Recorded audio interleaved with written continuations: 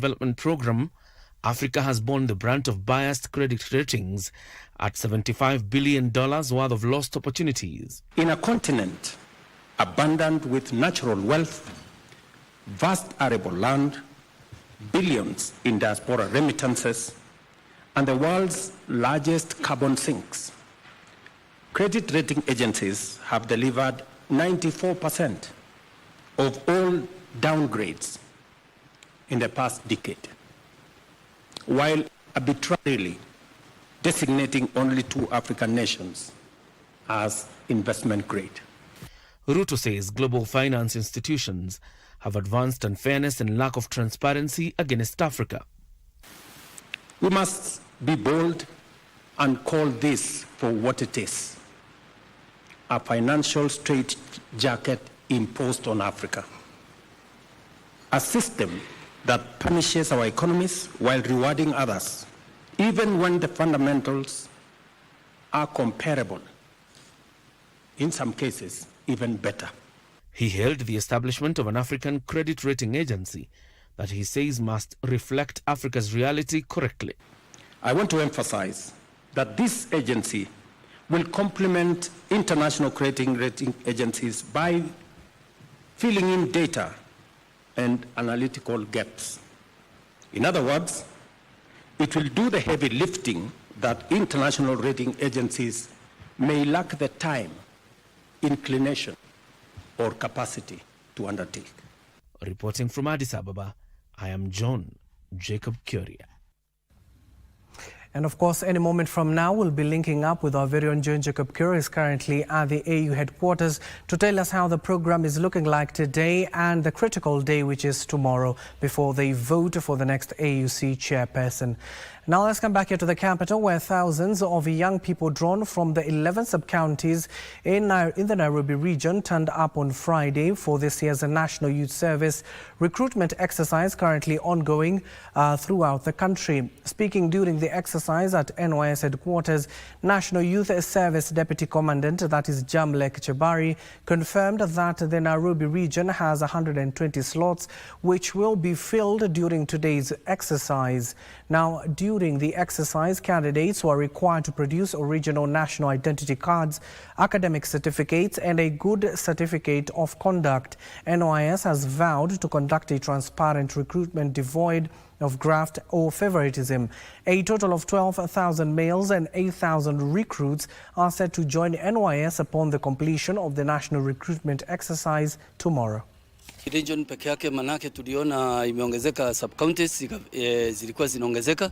Tumewatengea zaidi ya 120 slots for the day for all the county sub counties.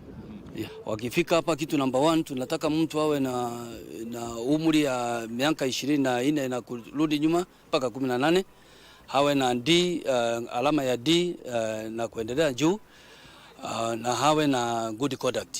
Hakuna kitu kingine, maana kazi yetu ni bure, recruitment ya NYS ni bure, na hakuna kitu kingine mtu anaitishwa.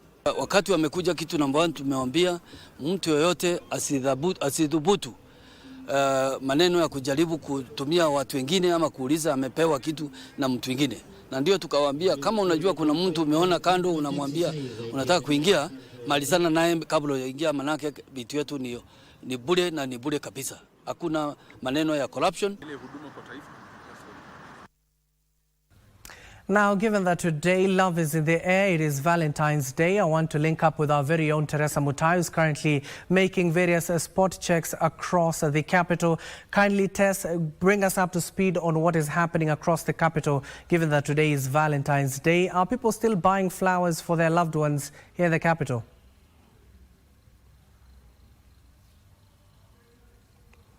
And we do apologize for that technical glitch. Of course, we'll be linking up with our very own Tess once more, given that she is making various spot checks across the capital, just especially in those areas where people are selling flowers and, of course, people are buying them for their loved ones. But before we head over to the capital, let's take this particular story first, where one person has succumbed to cholera while 5 others are hospitalized in Kure sub-county, Migori County.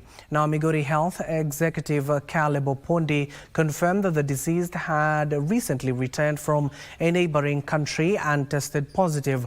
Authorities have heightened surveillance along the porous borders and have urged residents to take precautions.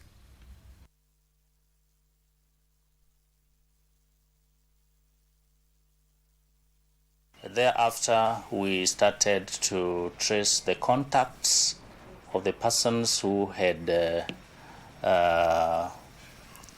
gotten him to the hospital, and we found out other 5 cases who also tested positive, and these people are admitted in our hospitals. We have 3 who are admitted at Kegonga Sub-County Hospital in Kuria East, and also Mother Solvet Hospital, which is a private hospital, also admitted.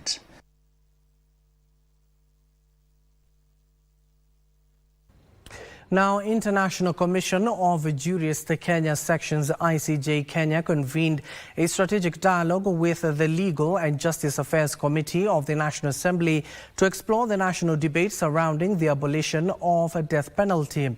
Chairperson of ICJ Kenya, that is Protas Saende, pointed out that the death penalty is a vestige of colonial legislation that no longer resonates with Kenya's democratic ideals or its constitutional promise to protect human rights.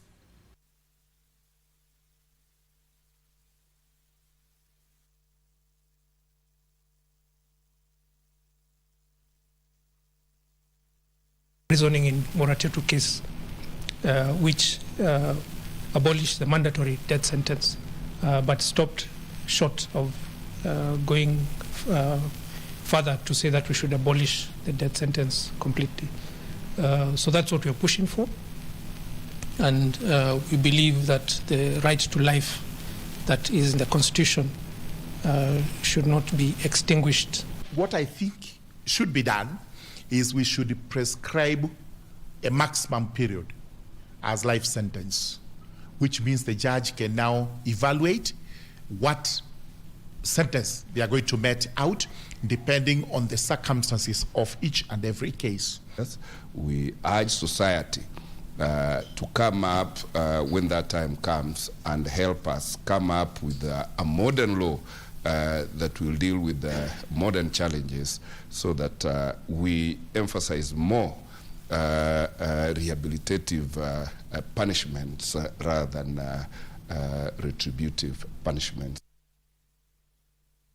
The Kenya Association of Private Universities, KAPU, is now calling upon the government to settle pending bills totaling 50 billion shillings accrued since 2015 for government-sponsored students placed in 34 private universities.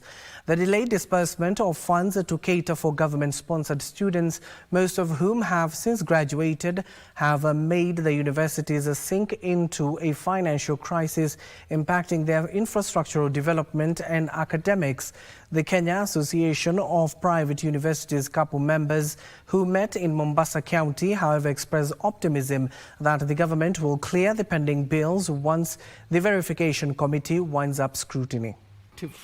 Urge the government of Kenya to expedite the settlement of the Kenya shillings 50 billion pending bills owed to Kenya Association of Private Universities. If the government was to release, that is enough to support the university initiatives for the next maybe 2 or 3 years in terms of infrastructure development, recruitment of additional capacity in terms of staff, professors, and the development of curriculum and so on and so forth.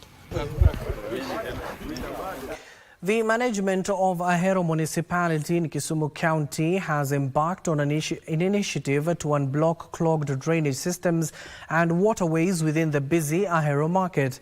This is according to the management. It will ensure traders do not suffer the wrath of the area's perennial floods when the long rain season begins. Ahero municipality chairperson Professor Humphrey Oversight says the move is a precautionary measure against potential floods triggered by the long rains that are expected to begin next month. The ambitious initiative also targets to desilt River Nyando. The 10 million shillings project is funded by the World Bank under the Financing Locally Led Climate Action Program. To select the particular contractor, we believe we have the person who knows the job, and I can assure the people in Ahero that I believe with this unclogging and setting up of the best drainage systems, the flooding and the wastage of their resources within their shops should be a thing of the past. Tunaomba mfanye kazi vizuri sababu kuchimbwa hii msimu haikuchimbwa vizuri. Hii maji imeshatupeleka sana, hata sisi kwa boma yetu tuko na shida ya hii maji. Wafanyi vizuri, kuna mahali wanatumia mchanga, kuna mahali wanatumia maram, wengine wana complain about ile mchanga wametumia. So hapo pia wabadilishe, warekebishe waone kama vile wanaweza fanya vizuri. Also, the family of freedom fighter Congo Karumba has raised alarm over an alleged land-grabbing syndicate targeting their ancestral property in Nyandarua County. The family claims that the individuals may have obtained sensitive details about their 57-acre farm in Mbuyu settlement scheme from government offices, including the Public Trustee Department and the Settlement Trustee Fund. They now are calling on the government to investigate and take decisive action against the alleged land-grabbing syndicate, emphasizing the need to protect citizens' property rights and ensure the integrity of public institutions. There are scrupulous people who have come and trying to change, to take or to grab this land because maybe over time lapse or even a delay because of the confirmation and succession process, and somebody felt like they would take initiative and divide the land on their own. And unfortunately, that's not going to happen. And we are dividing this land accordingly, and we are not begging the persons to be able to give us the land. Warudi Kwale waulize tuonyeshe shamba ingine hiyo iko na wenyewe.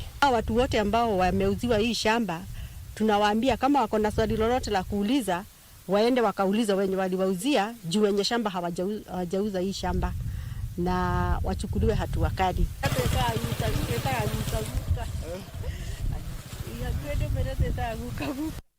The construction of Rusinga Ring Road in Homa Bay County is expected to be completed within 7 months. The 19.3-kilometer road, valued at 1.3 billion shillings, is now 75% complete. It is expected to provide a major boost to the fishing industry in Suba region. According to the Kenya Urban Roads Authority Kura Managing Director Engineer Silas Kinoti, beyond economic benefits, the improved infrastructure says he will enhance road safety and connectivity.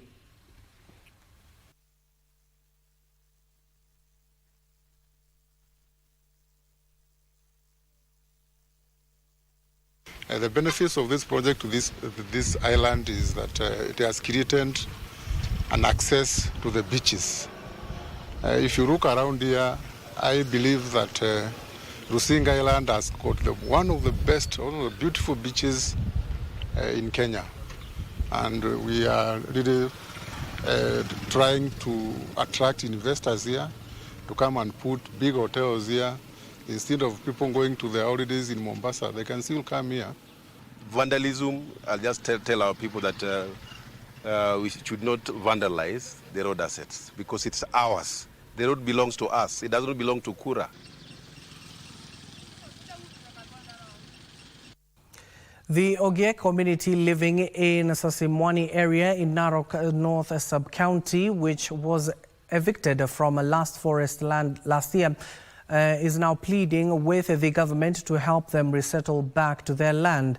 The evictees claim they deserve to be allowed back into the forest land, arguing that their forefathers were born and raised in the forest land where they were hunters and gatherers. Over 700 people were evicted from the Masai Mau forest in November 2023 by the security team led by Rift Valley Region Commissioner Dr. Abdi Hassan after it emerged that they were farming in the forest land illegally.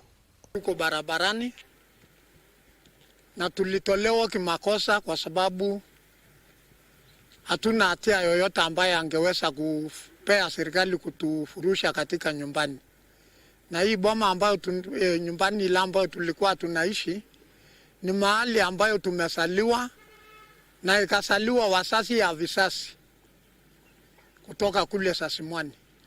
Na juzi ikakuja ikawekwa boundary, watu wengine wakarudishiwa wala ambao tulitolewa pamoja, na sisi hatujarudishiwa, turudi mashamba yetu. Na hii mashamba yetu ni mashamba ambayo ilikuwa imealishwa na serikali, ambayo tulipewa na serikali ya Kenyatta 1972. Sijui hii serikali ambayo alikuja kututoa ni serikali alitutoa kwa njia gani? Over 12 public primary schools in Mbeere South Sub-County, Embu County have received food donations from Pakumi, a non-governmental organization. The food aid aimed to providing nutritional meals to improve the pupils' health and enhance their learning experience. During the food distribution exercise in one of the beneficiary schools, the head of corporate affairs at the institution, Humphrey Njiru, emphasized the organization's commitment to supporting schools in drought-stricken areas. This even as he appealed to well-wishers to join in the noble cause to ensure that no child is forced to drop out of school due to hunger. The food donations included maize, rice, beans and cooking oil. Huyu mpango tunaona unatia bidii ya watoto kuwa shule, sababu wanafurahia feeding program kule ndani, ambayo yenye pia wazazi wanafurahia na watafurahia hiyo. Tuko eneo ya Mbeere South ambapo kumekuwa na kiangazi na mashamba yetu hayajaweza kutoa nafaka ya kutosha kwa watoto. Objective yetu is to ensure learners are in school, they are able to get lunch, and when they are in school, their retention rate is high. We are augmenting what government is doing, what the government program or policy of 100% transition. The National Council for Persons Living with Disability wants the government to double the 100 million shilling budgetary allocation towards supporting people with albinism. According to Senior Council Officer Stephen Wafula, there was 100 million shilling funding gap limiting access to critical care for persons with disabilities. Wafula noted that Kenya has made significant progress in reducing skin cancer-related deaths among persons with albinism through the provision of essential sunscreens and lip balms. He spoke at Naivasha Level Hospital during the handover of a skin cancer screening machine.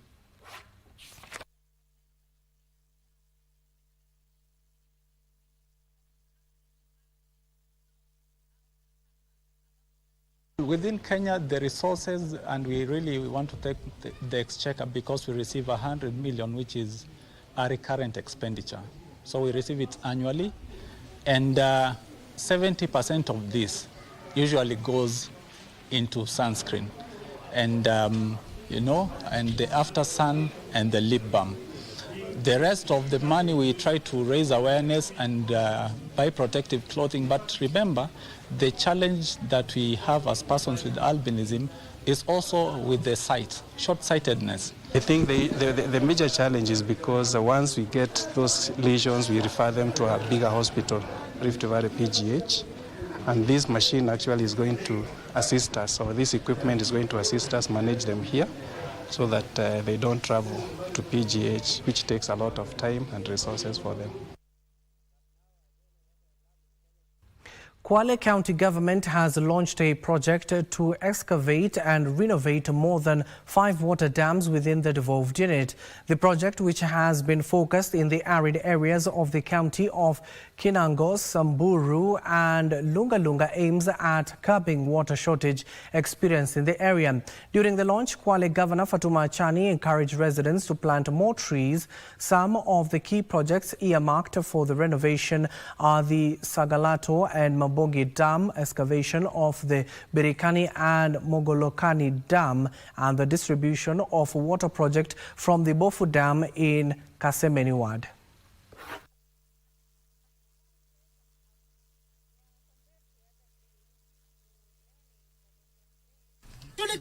tunahangaika na mambo ya maji. Mifugo yetu ilikuwa ikihangaika, lakini kwa bahati nzuri kupitia na uongozi wako, kupitia kwa mawaziri wako, kupitia kwa makazi yako mazuri pamoja na viongozi wako wenzako, tumeweza kuchimbiwa msara hapo ambao ni uko katika dauni A. Katika pasenti 100 wakina mama manyumbani ndio ambao wanaona hiyo shida ya maji.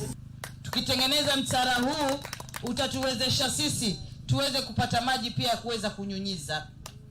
Kwa sababu huu msara tutaujenga kiawamu.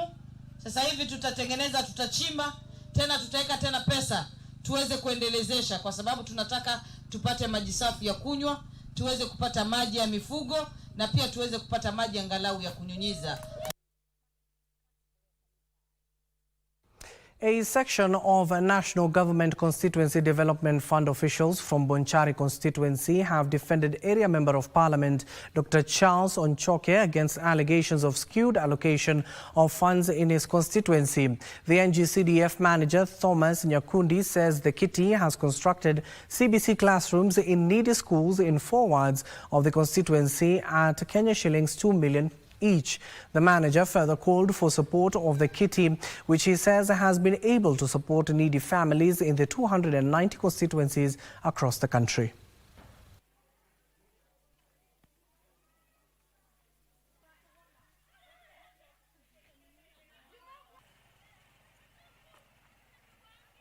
Pia wanafunzi katika darasa la 8 ni wengi. Hivyo basi inastahili kwamba tupate darasa lingine ili waweze kugagwa au wanafunzi ili waweze kufundishwa vizuri. Nataka kusema si peke yake, katika Bonchari tuna shule 58 eneo letu, na katika Bonchari tuna ward 4 na kila ward ina mashule yake, na ni madarasa ambayo yanatusaidia na yametusaidia vizuri sana, kwa sababu sisi hatukuwa na shida wakati wengine walifungua wakiwa na upungufu wa darasa ya grade ya 9. Sisi tulikuwa na madarasa tayari, tukaweka wanafunzi wetu grade ya 9 na grade ya 8. Hapa Moguga tuko na shida 1-2 hapo, lakini still we have hope that through the office we are going to make the environment better than it is now. Sababu tumeona mumeanza vizuri, and being stakeholders, this is what we expect when you support us. County government of Kiambu has launched a major county road construction program that will see access roads rehabilitated using hardcore chips. Kiambu Governor Kimani Wamatangi launched the program at the Gatongora in Ruiru, where the county has been excavating and crushing rock boulders into hardcore chipping materials at a county-owned quarry. According to the governor, the use of the county-owned construction units will reduce costs. Local youths will also be engaged in the construction through labor-based contracts. Hii material ikikuwa moderated vizuri, ni material inaweza tusaidia hapa na isaidia hata watu wengine bali. Kwa hivyo ile kitu inahitajikana ni kuwe na mpango mzuri. Kama ni barabara moja inatengenezwa kwa ile standard inafaa. Tukimaliza hiyo barabara tunaenda barabara nyingine. Kila siku vijana zaidi ya 300 watakuwa wako kazi hapo. Kazi yenu ni kupiga kabro, kazi yenu ni kupeleka nje ikauke, kazi yenu ikikauka ni kubeba kupeleka kwa barabara, kazi yenu ni kutandaza barabara na mashini zangu, alafu munatandaza kabro, munafinya, tunamaliza mambo ya vumbi. It is 28 minutes past the hour. We need to take our first breather here on KBC's Lunchtime News, but don't go too far. On the other side, we still want to link up with our very own Teresa Mutai here in the capital, and our very own Wycliffe, who is currently attending an event or a funeral session in Karachuonyo in Homa Bay County. We'll be telling you who has attended that particular funeral service, so don't go too far.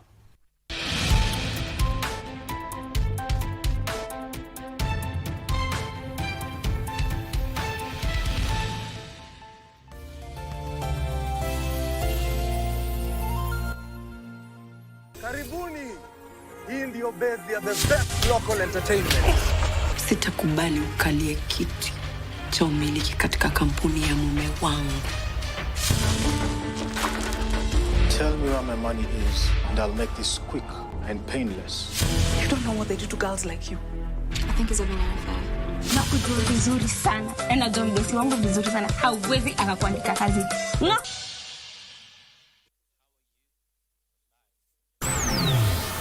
Radio, chemichemi ya mawasiliano, sauti inayotuleta pamoja, ikijivunia zaidi ya stesheni 15 za radio. KBC, hakika ndiyo sauti ya Kenya, sauti inayopasua anga kwa mamlaka makuu, sauti inayotuleta pamoja.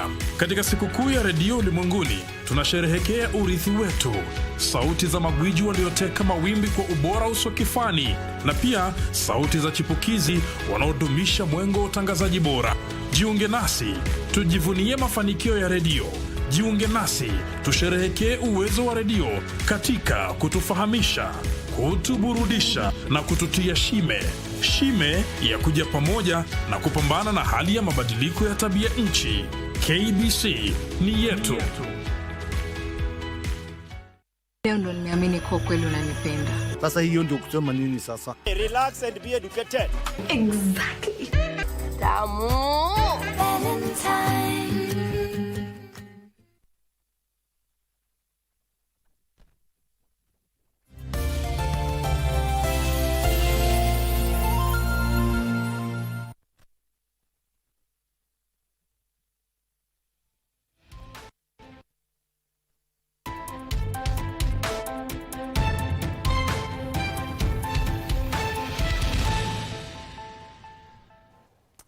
Welcome back and thank you for staying with us. Now quickly I want to take you to the AU headquarters in Addis Ababa. As I told you earlier on, we do have our very own John Jacob Kura who's joining us. John, good afternoon. What is the situation there like? Have all the presidents arrived?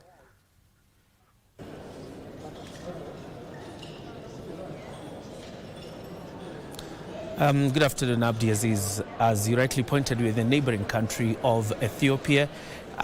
And the capital is Addis Ababa. The big question, of course, as you ask, is whether all the presidents have arrived.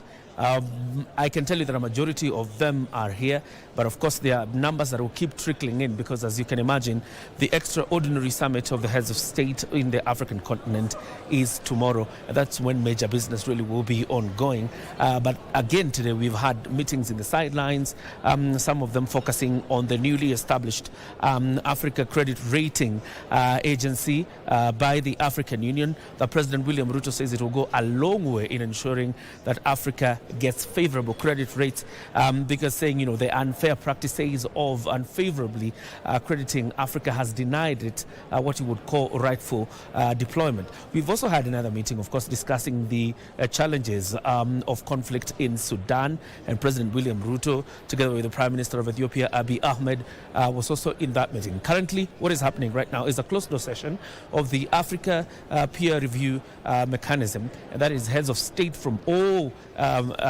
countries in Africa, of course those who are here present, discussing the modalities of ensuring that Africa is better off in terms of its negotiations with the rest of the world, and indeed that they bag deals that are what you would say are good deals for the African continent. But of course the interest for many Kenyans, Abdi Aziz, is obviously what is happening regarding the elections of the African Union Commission. What I can tell is that we have big delegations coming here. We have 3 candidates like you would imagine. And of course, as you can see behind me, those are heads of state leaving and delegations from different countries leaving from that. I think now the closed session that was involving the Africa peer review mechanism has just concluded, and you can see them exiting. So the big question, Abdi Aziz, obviously is into the election of the African Union Commission chairperson. We have 3 candidates, one from Madagascar, the other from Djibouti, and the other one, of course, is our very own Raila Odinga. And the amount of lobbying that is in these corridors. And I will tell you, this being my second time in these corridors regarding the election of the African Union Commission chairperson, the intensity of negotiations must be heightened at these very last hours because the last minutes, like they say, can save a dying donkey. And this is what is happening in these corridors, ensuring that there is a right negotiations, talking to those who may be half convinced or not convinced about the candidature of Raila Odinga, to ensure that he bags the votes that he needs to become the African Union Commission chairperson. Abdiaziz. We'll let you go, given that this is your second time being there in the corridors of the AU headquarters. Given that this is a particular regional issue, we do have the SADC, we do have the East African unit as well, bloc trying to take this particular seat, given that it is time for the East African community to at least get this particular position. What do you see the play like, following especially what SADC yesterday did in terms of telling all the candidates to vote for the Madagascar candidate?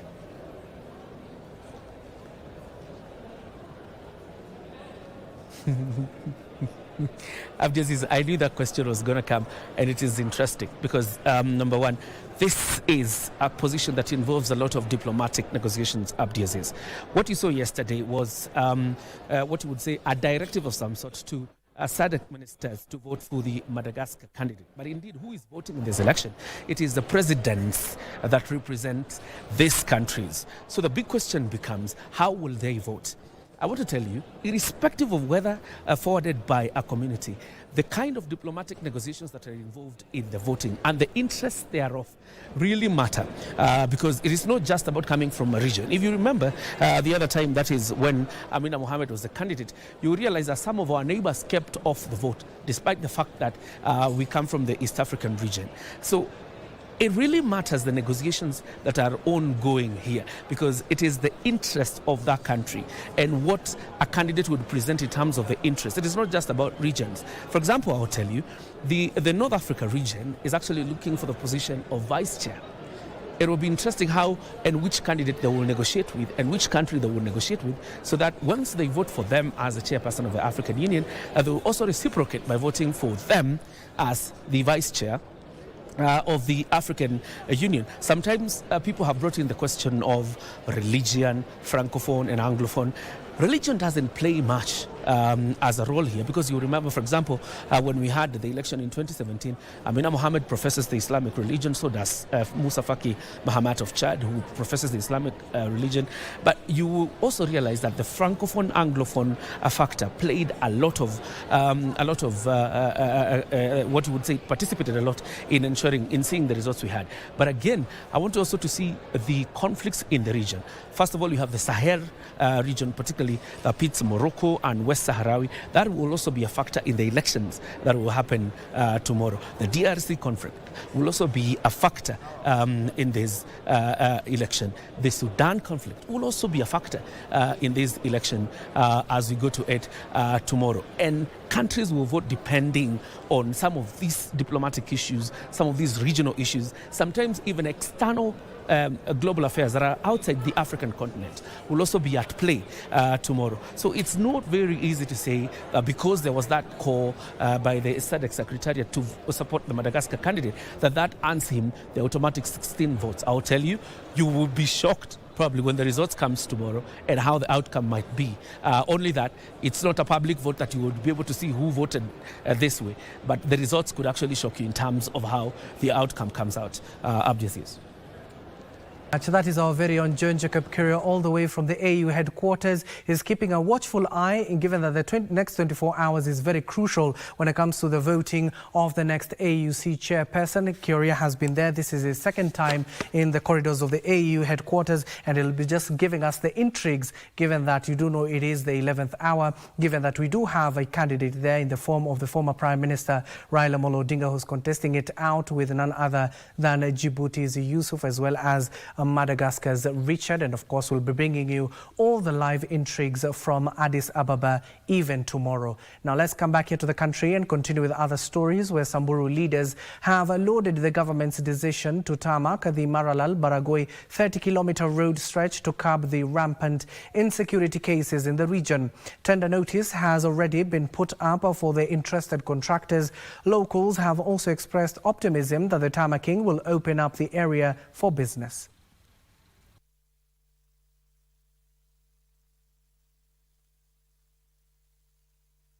Barabara ni mbaya kabisa, na kuna barabara mbili ambaye imetusumbua kiasi. Kuna barabara inatoka Serolipi kwenda Wamba, na kuna ile ya Larata kwenda Wamba. Kile nataka kusema ya kwamba sisi tunahitaji barabara. Tunashukuru serikali kwa sababu ya zile barabara wametupea, lakini Samburu East iko na shida kubwa sana ya barabara. Ninataka kusema ya kwamba hiyo barabara imekaa kwa muda. Hata biashara ifanyiki, hata wakati za ingine kuna issues ya usalama inakuwa ngumu, hata watu wa serikali kwa access sehemu zingine kama kupitia hii gap ya kuteremkia Serolipi. Kwa hivyo tuko na shida ya barabara kabisa. Hiyo barabara ni mbaya, tulipoteza MCA, lakini sasa tumeona serikali ya Kenya wameweka mpango ya kuweka lami 38 kilometers. Tunaomba waendeleshe hiyo lami mpaka town inaitwa Southor ama Loyangalani.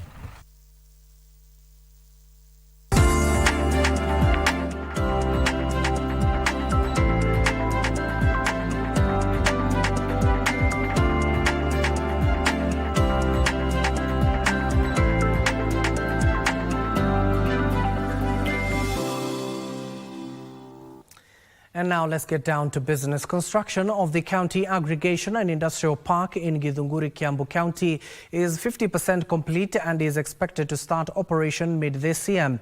Kiambu County Executive Committee member for Trade Susan Gatwiri is challenging area farmers to step up production ahead of completion of the project. Gatwiri says the aggregation center will address market access and enhance manufacturing and agro-processing activities. Essence of production on rice and what they need to do so that their produce may meet the market requirement. We have Nyatike West, Nyatike South and Nyatike North. Mainly the Nyatike North farmers are the ones who are aware that NCPB is here in Nyakwiri. So I want to tell all the farmers of Nyatike and its environ, the Ndewa group, you come and get fertilizers up. So the farmers are very happy.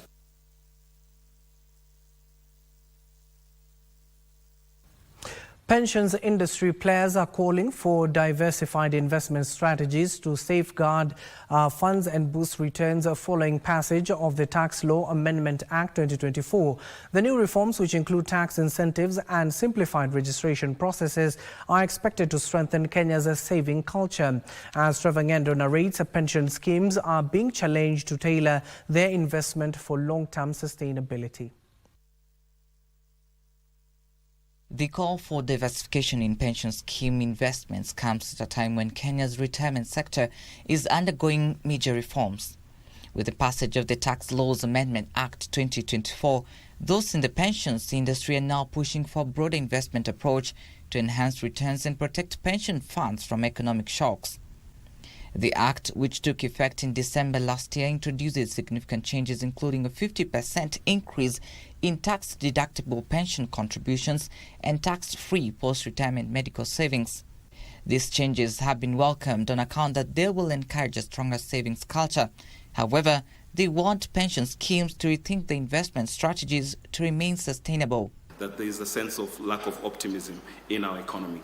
But we think that notwithstanding that, we will see strong economic activity in 2025. The new pension reforms also simplify the registration process for retirement schemes by eliminating the dual registration requirement with both the Kenya Revenue Authority and the Retirement Benefits Authority, a move expected to enhance efficiency and regulatory oversight.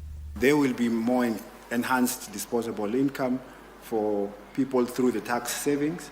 There will be the reduction in pay as you earn liability, definitely increased savings. The private sector schemes, they have been working very well. They should be supported to grow further. by allowing employers who already have private pension schemes to continue with them without having an additional load of cost on Tier 2 NSSF contributions. Trevor, for Lunchtime News. Shanzu Beach stands as a breathtaking testament of nature's creativity owing to its magical sands, Indian Ocean waters and swaying palm trees, making it the idyllic destination for beach lovers and adventure seekers alike. Today on Magical Scenes, we dive into the beauty of Shanzu Beach in Mombasa County.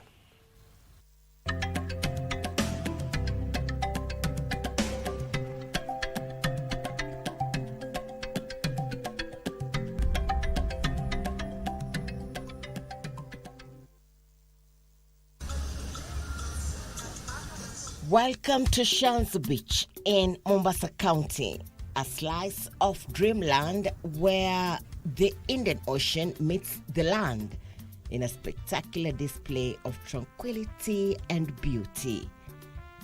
The beach stretches for miles, offering visitors ample space to bask in the sun or take a stroll along the shoreline.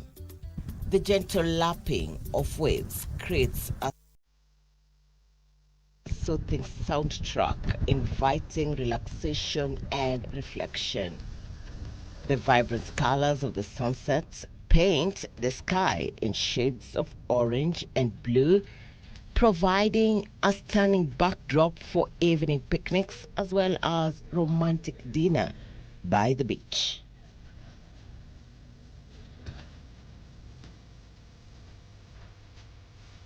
It's not just swimming, it's not just relaxing by the beach. It's also some little knowledge for you on the environment. We are environment friendly, our beach is clean, sand, we protect it, it's not congested, there's not a lot of activity. The population is not as big as other places.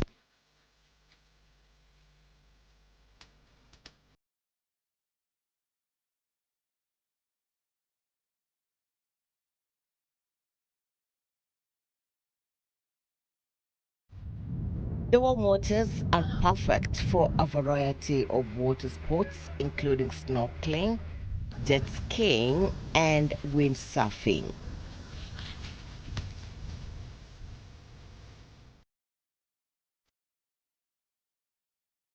The nearby coral reefs are teeming with marine life, making snorkeling an unforgettable experience. The community around us is working very well with us. We are also working with the KWS, who are very, very, very helpful, and especially the patrols, and ensuring that at night there is not much activity and they can move freely without much interruption.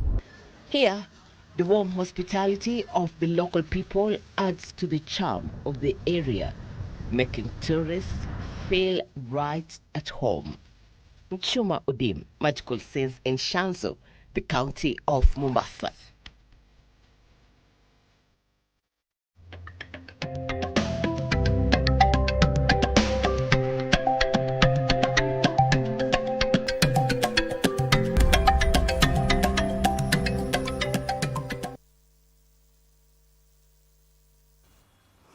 Now, the construction of the County Aggregation and Industrial Park in Githunguri, Kiambu County is 50% complete and is expected to start operations mid this year. Kiambu County Executive Committee member for Trade Susan Getweri is challenging area farmers to step up production ahead of the completion of the project. Getweri says the aggregation center will address market access and enhance manufacturing and agro-processing activities.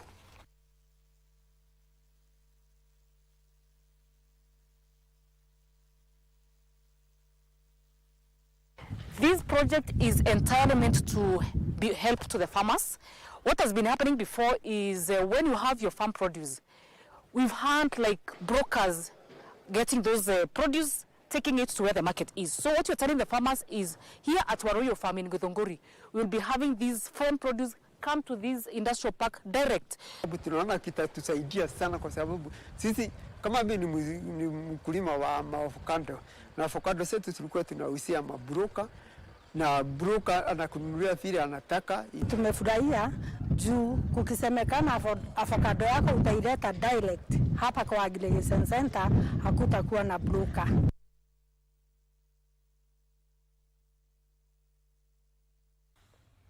And now on the international front, US President Donald Trump is sharpening plans to hit exports from countries that he says have trade policies that are unfair to the United States.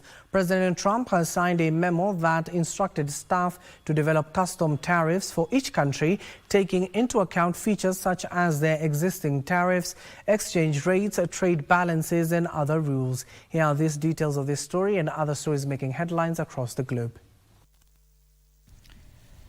The memo signed by President Trump asks that the staff report back for a plan for reciprocal trade and tariffs within 180 days.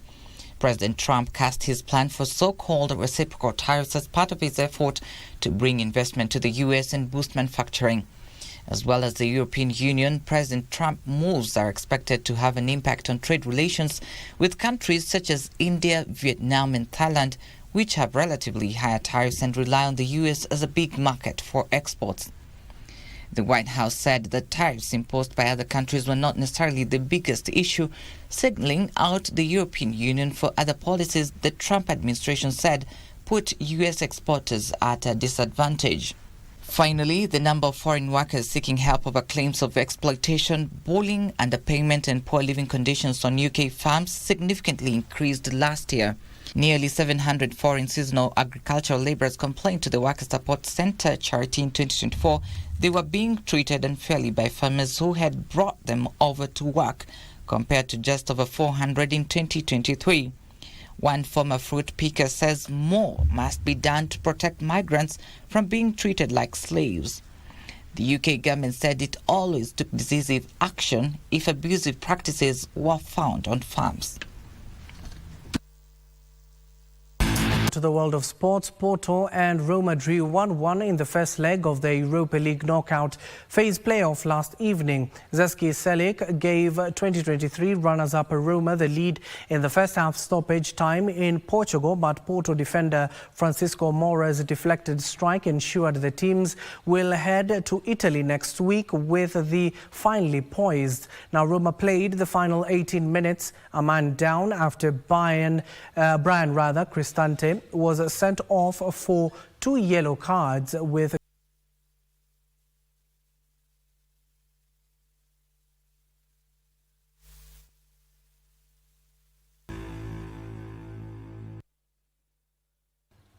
Well, of course, match week 25 of the English Premier League continues on Friday. Chelsea will be taking on Brighton. It will be a battle of blues where the Seagulls will be welcoming the Chelsea into their stadium as the game continues in the English Premier League. Of course, we're keeping an eye on various events. In the next few minutes or so, we'll be taking you live to the All Saints Cathedral for the Requiem Mass of our late legend, that is Leonard Mambo Mbotela. Also, we'll be keeping an eye on the AU headquarters, given that tomorrow it will be a battle for the African Union top seat. For now, good afternoon and enjoy the rest of your viewing.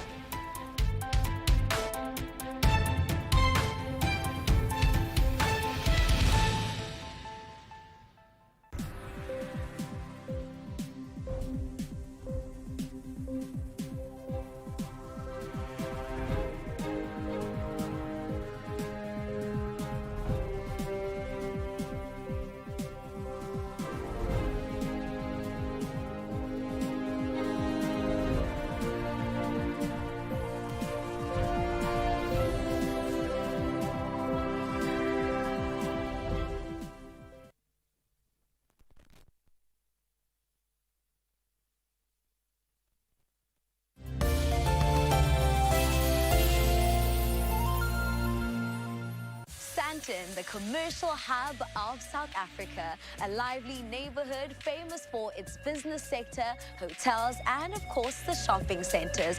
And now, adding a bit of creativity in this thriving hotspot is Artistry, a venue that positions itself as an imaginative cultural platform. But first, we learn about the beautiful art form of Imigongo in Rwanda.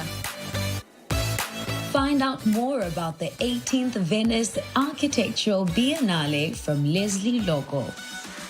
Then we chat to Ofenze Pite, the first black female conductor to own an orchestra while balancing life as an architect. I'm Pamela Mtanga, and you're watching AfriMax.